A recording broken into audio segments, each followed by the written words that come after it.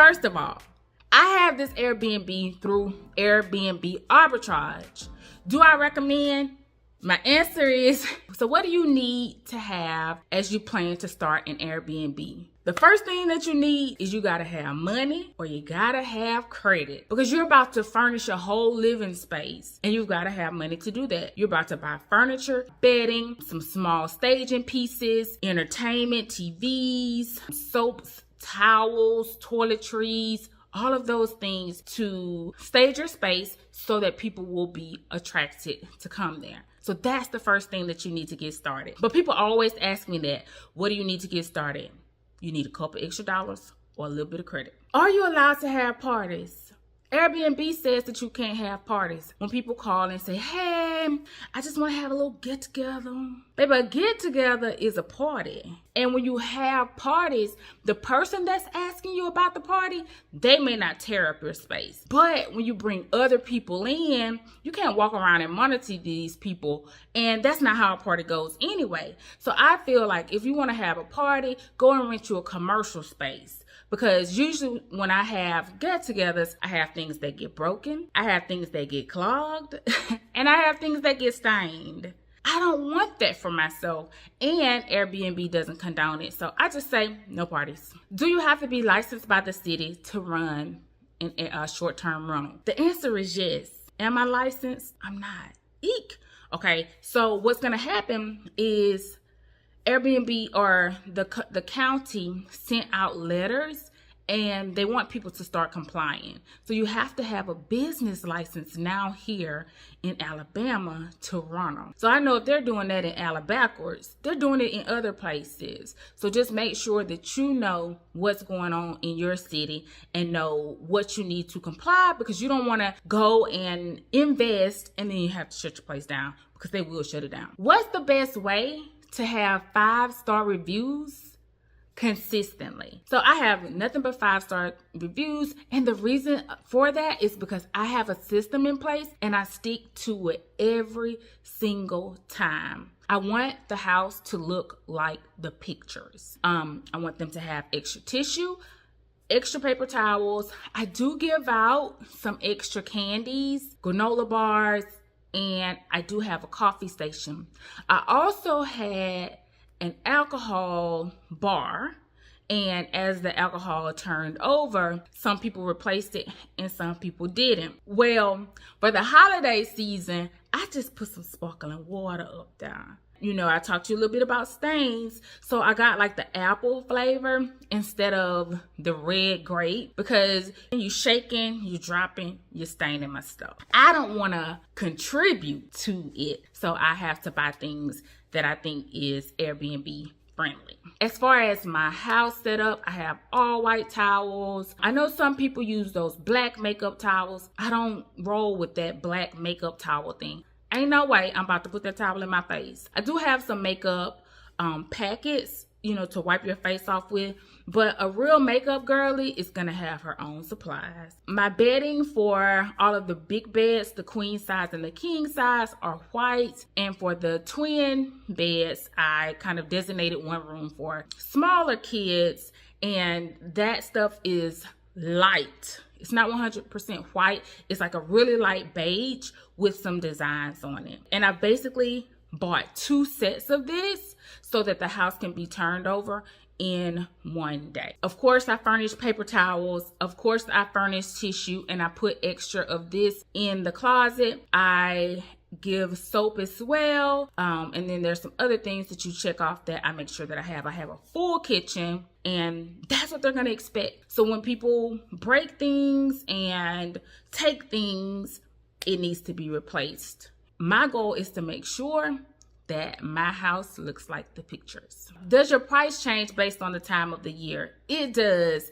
Some people know that Mobile, Alabama is the home of Mardi Gras, and some people don't even care because the party goes down in New Orleans. But because we're the home of Mardi Gras, my goal was to always increase the rate right at Mardi Gras season. Fun story. When I first set up my Airbnb, I was so excited. I'm checking over everything, making sure it's just how I wanted it to be. And I got a booking really fast. It literally took like 2 or 3 days. And like I said, that was the first booking. I was excited. I did miss the opportunity to increase the rate for that Mardi Gras season. And one more thing about Mardi Gras, being that I'm in Mobile, Alabama, people will always say, oh, you have an Airbnb. What is it located near? Is it located downtown? No, it's in Midtown. And then they'll say, well, I know it's going to be booked for Mardi Gras, but you got to think Mardi Gras cannot carry this house for 52 weeks. So whatever is going on in your city, make sure that your house is located in a spot that's convenient for them to get, to go there and come back. And my house is in Midtown and Mardi Gras is downtown. So it's in a good location for that. Is there a limit to the amount of people that can stay? I have a 4-bedroom, 2.5 bathrooms. So the bedrooms can sleep 8 people. And then I have a sleeper sofa and a sleeper chair, which can sleep 3 more people. And what I found, because I'm a data nerd, but what I found was I really didn't need to book those extra 3 spots that people were going to stay in the rooms. So when I looked back over, the data to see who was coming in, I'm getting groups to come in to go to work. I'm getting families, and it's right around that 8-person mark. Now, in the event that they needed somewhere else to stay, like a 9th person, or somebody they want to have their own space, they didn't want to double up in a bed, they wanted somebody to sleep in the queen bed by themselves, then I would go ahead and set up the sleeper chair for them. And then I show them what I've done. So me being a host that has consistently gained 5 stars, like that doesn't happen by chance. The secret to that is communication. So when people book, I have an automated question in there, and the question is, hey, I'm so happy that you booked here. What's the nature of your stay? And then they'll tell me what they're there for. And then I'll respond, I may say something about what they said, but I'm really getting to my question, which is, have you viewed the rooms? And is that going to be sufficient for your stay? And then they'll say yes. Or we'll start a conversation. And based on that conversation, I make sure to have those accommodations. And like I said, sometimes I may move some stuff around, and then I'll send them pictures. Communication is the key to 5 stars. Every stay is not perfect. Somebody was so happy to be there, and they said, hey, it's getting a little hot in here. I was wondering what I needed to do to the thermostat to cool us off. Basically, they were telling me, your air doesn't work. And it didn't work. So we got somebody out there to fix it. They were appreciative of that. It was done in a timely manner. And that guest asked to book again the following year. Things are going to happen, but make sure that you communicate and that you take care of the issue. So do I allow early or late check-ins? I do, but it is party specific. It is based on each booking. If somebody needs to stay extra 30, 45 minutes or an hour, then if the cleaner isn't on the way, I'll allow them to stay and I will not charge extra for it. But if I have someone else coming in, then they've got to go. And what I do the day before they leave, I go ahead and say, hey, as your checkout day approaches, these are some of the things that I want to be done in the house.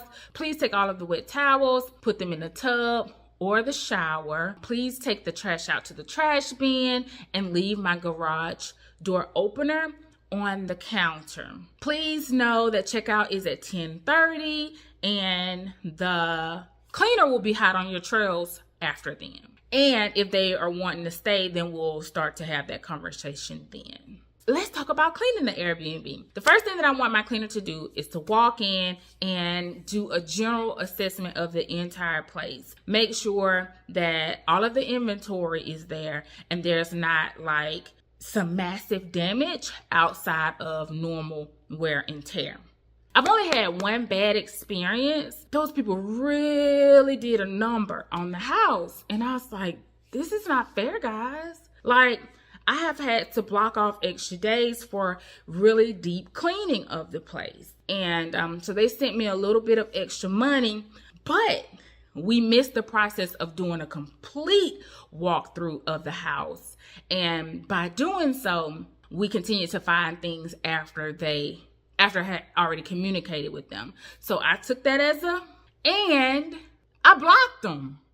They had to be blocked. They're not welcome there anymore. Okay? So I only had one bad experience, and I thank God for that. Everybody else has been amazing.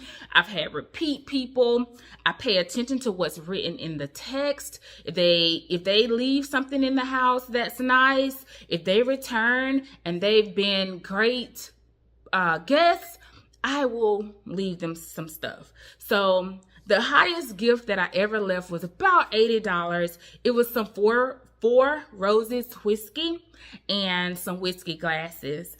I left it on the counter. That was the centerpiece.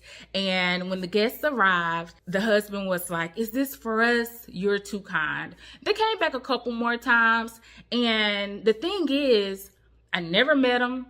Don't know them from a can of paint. But before they stopped coming to Alabama, they told me that they had no more need to come to Alabama. But if they ever did, that they would come to my place. But what I'm saying is, before they stopped coming, they told me, "Hey, just wanted to let you know, we're kind of done down there. And we didn't want you to think that it was your place. We just don't need to come to Alabama anymore." So like, those are the conversations that I have. I have repeat people wanting to come in, booking a year out in advance because of the amazing client experience. Let's start migrating this conversation toward the income, because I know you want to know. Okay, first of all, I have this Airbnb through Airbnb arbitrage. Do I recommend?